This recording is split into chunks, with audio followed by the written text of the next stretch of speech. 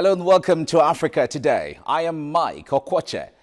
According to a recent World Bank estimate, 99% of the people who die from AIDS, malaria and tuberculosis live in the developing world. Now, most of these epidemics remain in Africa, which is home to about 69% of all HIV/AIDS victims, with malaria responsible for the death of almost 1 million people every year. Despite the alarming figures, many say a few African countries are making commendable effort on the Millennium Development Goals of combating the deadly diseases by 2015. Now, this has been made possible by a number of out-of-the-box indigenous innovations to improve health with affordable, high-quality services for the low-income people in Africa. What are your thoughts on some of the health innovations you have noticed around you in recent times? You can share with us on Twitter at TVC Africa Today or send an email to africatoday@tvcnews.tv.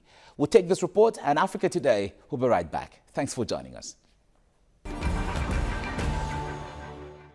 Sierra Leone, a country of just 6 million people, is rebuilding itself. It was devastated by a brutal civil war in which tens of thousands of people died and half the population was displaced. It was a decade before peace was restored in 2002. Since then, healthcare facilities for people here have gradually been reconstructed. But there's still a critical shortage of healthcare professionals, including doctors, nurses and dentists. Elizabeth Conte is among those in the UK trying to change things. A nursing professional for over 22 years, she chairs a group called the Organisation of Sierra Leonean Healthcare Professionals Abroad. But it's also a personal passion. When I go out on my own, on my holiday, I use few days of my holiday voluntarily to do teaching in nursing schools in Sierra Leone. I love Sierra Leone very much. I acquired my nurse training there, my registered nurse training, my midwifery training at a very high standard before I migrated here. And I think it is my duty to give back to my country. We've come here for the launch of an academic study mapping the potential for Sierra Leoneans to participate in their healthcare system back home. And they've interviewed over 100 people as part of the survey. The government in Sierra Leone is showing keenness to encourage diaspora support. And while almost all of those who took part in the survey want to go back and help, there's a key reason more of them don't. The main problem is about funding. The views and opinions from the UK and the other countries are now being correlated, and discussions like this help to address the obstacles raised. So funding remains a major issue, but it's not just about whether the government and the diaspora can afford to work together, but rather whether they can afford not to. Joyce Silhaja, TVC News, London. Right, Africa is not just set to be growing economically, but also in terms of health innovations. Now, for example, in Tanzania, giant pouched rats, known as hero rats, are trained to sniff out tuberculosis in human sputum samples. Now, joining us to look at health trends in Africa, we have Chidi Ezigbo, a communications manager of Friends Africa, an NGO championing the cause of health innovations in Africa. Chidi, welcome to Africa Today. Thank you very much, welcome. Mike. It's great to be here. All right, and as the show progresses, we'll be linking up on phone with Dr. Biodun Adelowo, a public health expert here in Lagos, Nigeria. Now, let's start it this way.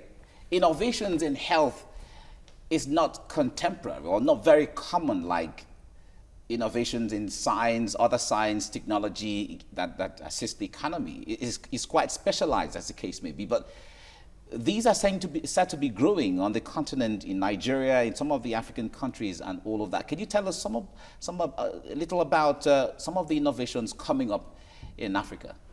Thank you very much, Mike. Innovation, like you said, it's a growing trend in Africa. And I must say I accord or respect several institutions and organizations who are playing such a leading role in ensuring that the health space becomes better and serves our people better. Friends Africa is an indigenous Pan-African organization.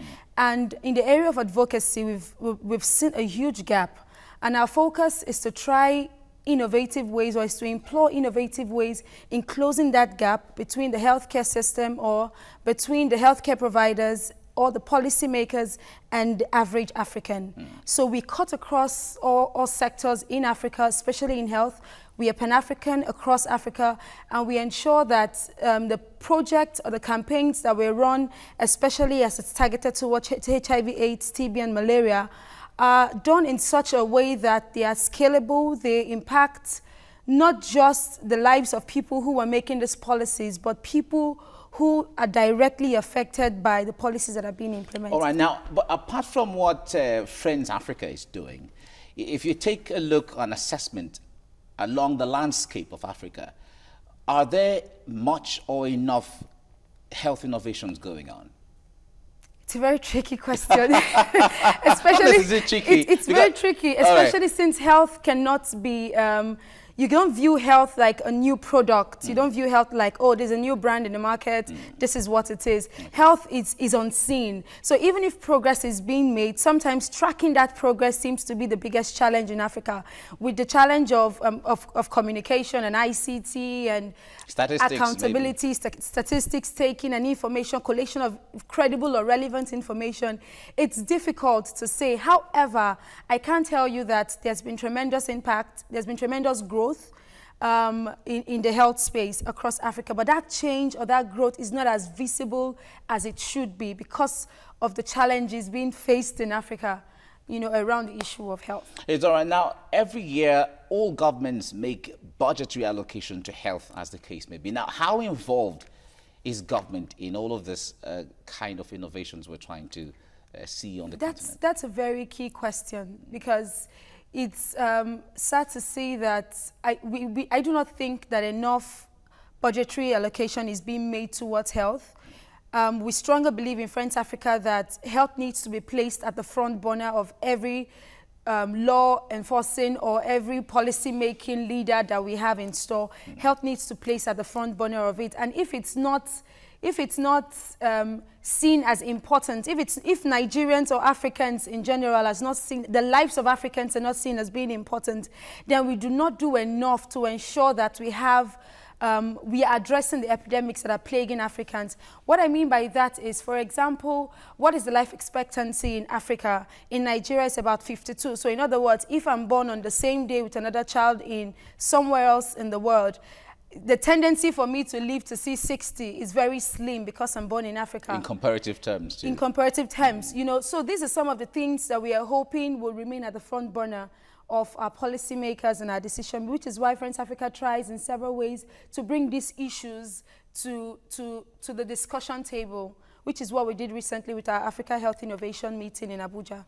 It's all right. Now, the three main diseases we mentioned earlier, HIV, malaria, and tuberculosis, they're seen as, amongst all other diseases, these are some of the killer diseases in Africa right now. Now, you mentioned some of the things that Friends Africa is doing. Now, concerning these three, is there a particular or specific progress been made from Friends Africa direction to these diseases?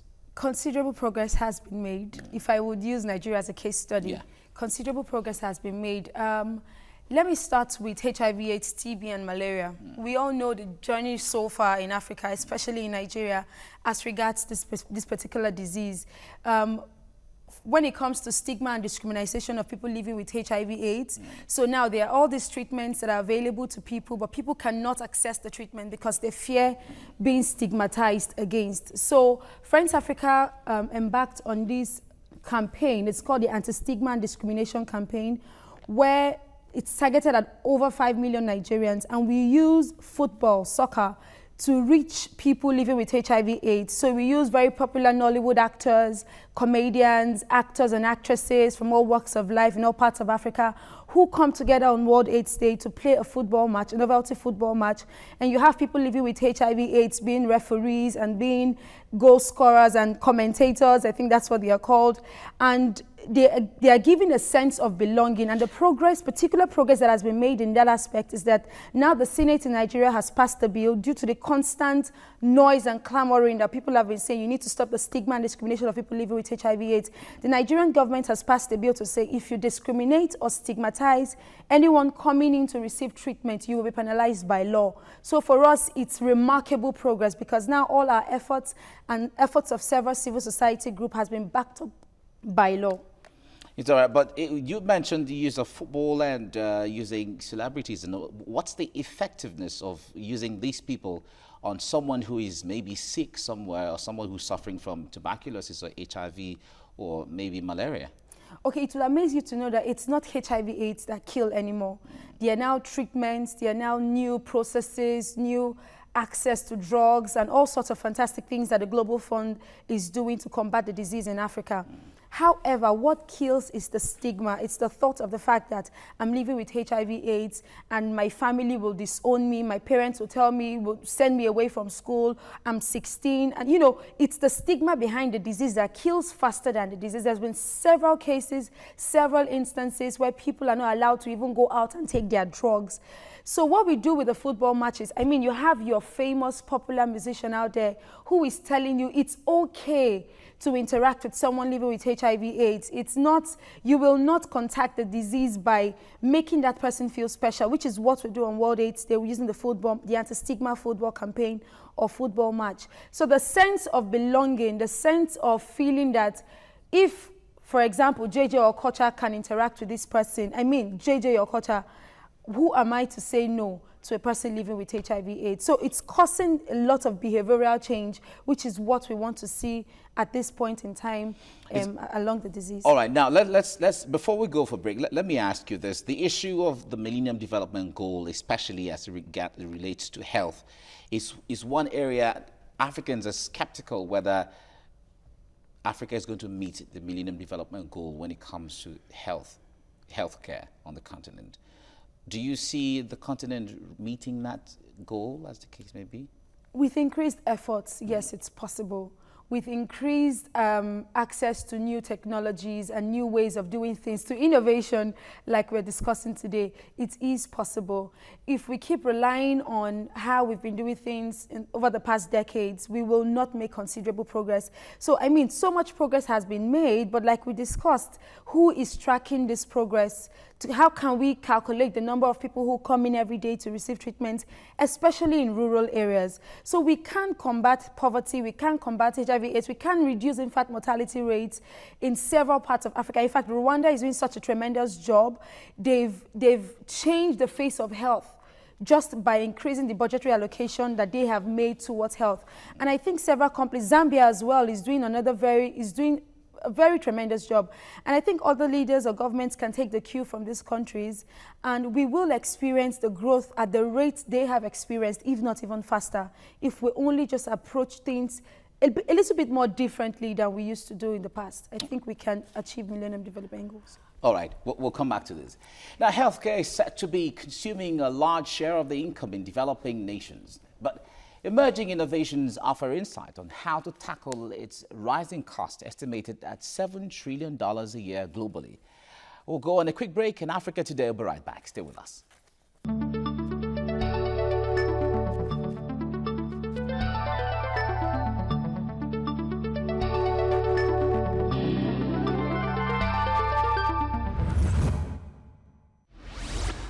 A team of professionals Spread across the continent. Doing justice to African stories with uncompromising passion. So you won't miss a beat.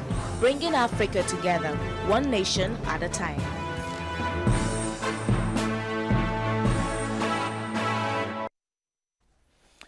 From Egypt to Kenya and then to Nigeria, these are troubling times for Africa with the number of insurgent attacks. This is one of the major reasons for the declining healthcare situation in parts of the continent.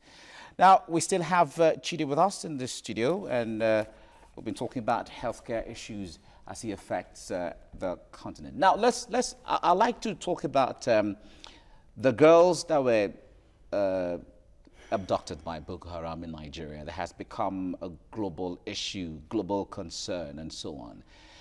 some of them are said to be, or certainly will likely be, passing through some health challenges, as the case may be.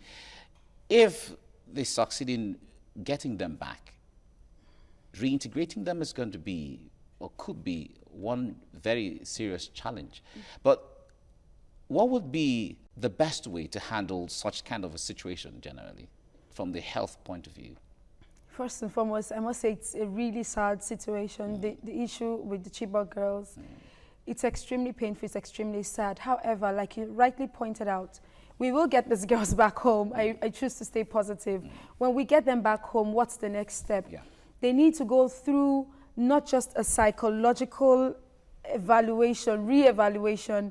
There has to be a total, I don't want to say, we need to keep them somewhere for the next 1 month. A rehabilitation facility has to be in place.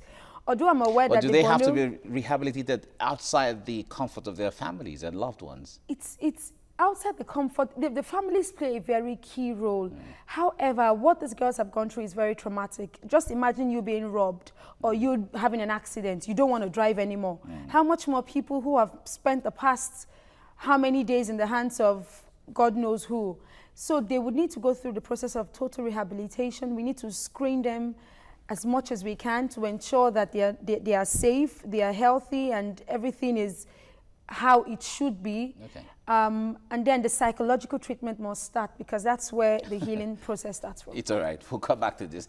Now, joining us on phone is Dr. Biodun Adelowo, a public health expert in Lagos, Nigeria. Doctor, it's good to have you on the program.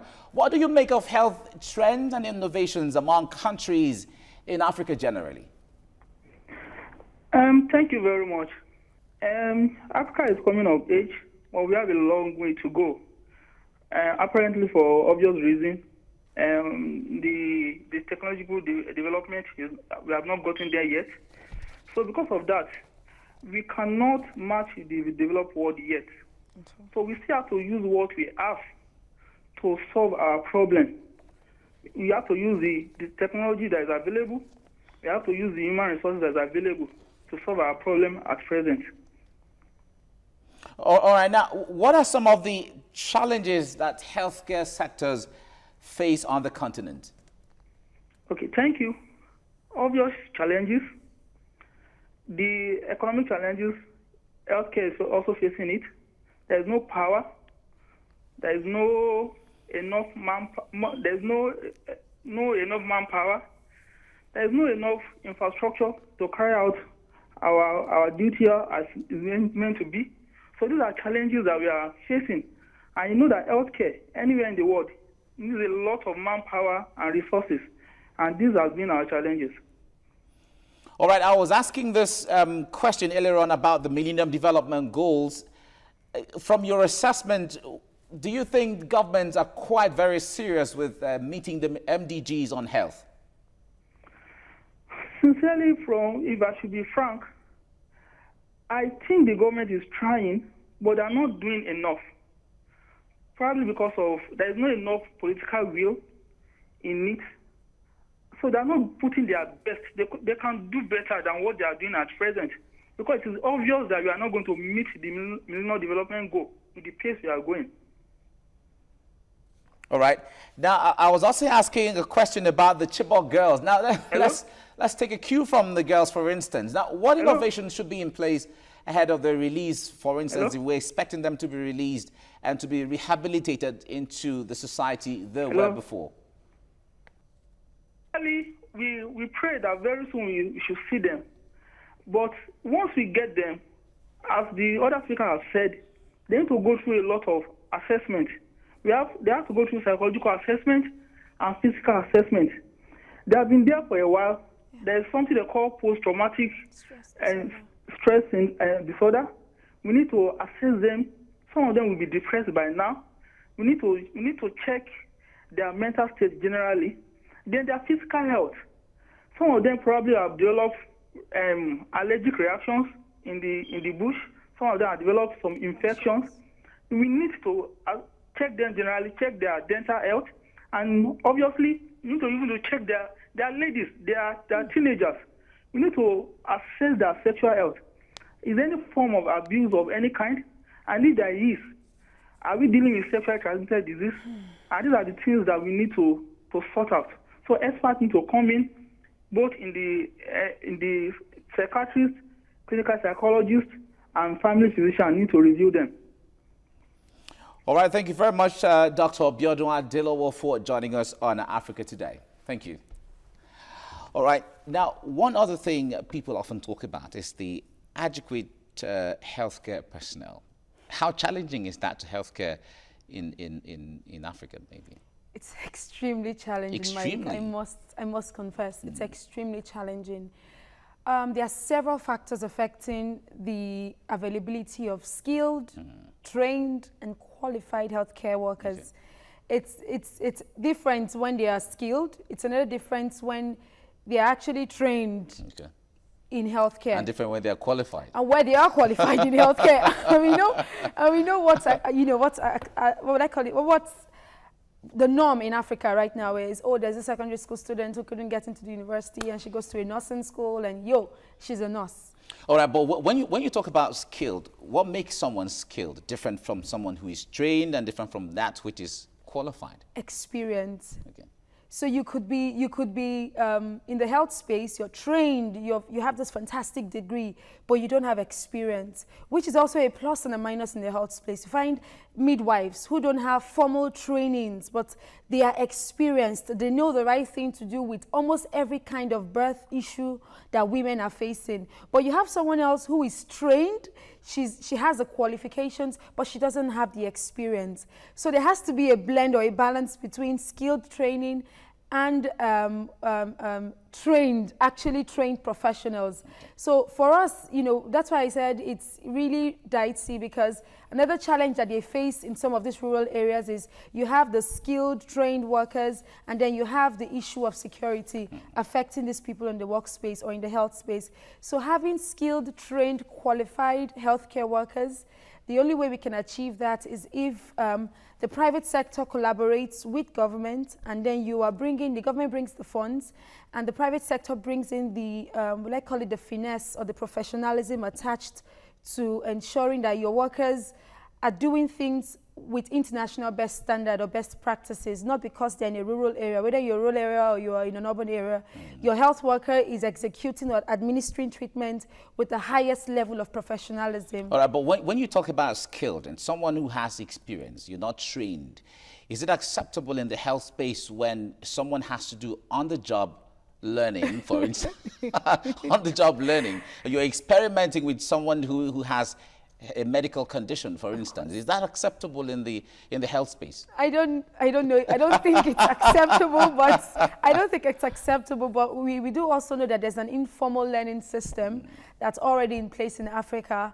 So maybe that's why Africa is really unique from every other continent. Okay. This informal system that's already in place, if there is a way your trained workers could collaborate or could work with someone who is already skilled. I mean, she understands the language, she understands her terrain, she understands the issues, then I think we'll make greater progress. So it's a blend of both trained and skilled workers. It's okay. Well, the area of funding, Dr. Biodun said earlier on, is one of those challenges healthcare is facing. And certainly from the report we played earlier on, is one of the biggest challenges. But from the funds available now, for the meager funds, let me put it that way, how is it put into use to impact people? Well, it's I don't want to say it's dicey, but we're making considerable progress in the sense that these funds are being put to use, but how do we track the funds, and how can we say this is where the funds are going into? So during the conference last week in Abuja, Dr. Okwoche was speaking on the issue of allocation of funds, early disbursement of funds, and monitoring or tracking the expenses, which is the system in place that I believe is lacking in Africa. So is there a relationship between the Ministry of Health and the Ministry of Finance to know that, okay, we need these items to be disbursed, as early as this time. So that relationship needs to be there. That's why I said it's a bit tricky. So the period between when funds are needed and when funds are disbursed and the tracking process and how it's used, that's the only way we can effectively say the money is being put to good use. All right. You know, in Africa. Chidi Ezegbu, thank you very much for coming in Africa Today. Today. Much. Thank you for having me, Mike. All right. Thank you. We also thank Dr. Biodun Adelowo for joining us earlier on as well. Now, many say the state of healthcare in Africa begs for more attention as high cases of diseases persist in countries unable to provide basic sanitation, clean water and adequate nutrition. Now, African leaders also need to address the inadequate access to healthcare, the rising cost of living and political instability on the continent. This is because no matter the innovations, a healthy Africa lies in a crisis-free continent. And that's a show for today. You can watch episodes of the show on youtube.com/TVC Africa Today. And until we come your way again, I am Mike Okwoche. And remember, this is Africa. Bye for now.